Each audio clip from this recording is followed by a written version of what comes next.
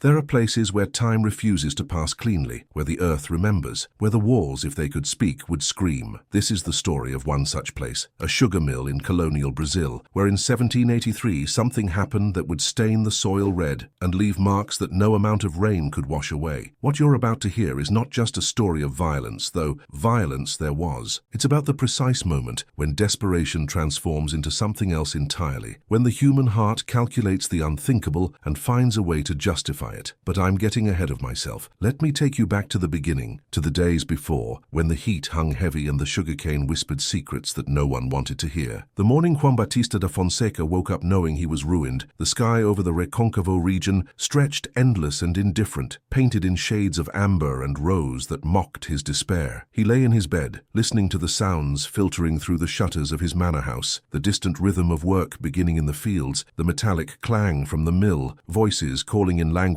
he'd never bothered to learn. His plantation, São Sebastião, sprawled across hundreds of acres, and every inch of it was mortgaged, leveraged, promised to creditors in Lisbon and Salvador who were growing impatient. The sugar market had collapsed. The crown demanded taxes he couldn't pay, and his workers, the enslaved men and women who turned the wheels of his prosperity, were beginning to understand their own power. He pressed his palms against his eyes until he saw stars. In the darkness behind his eyelids, he performed calculations that had become obsessive.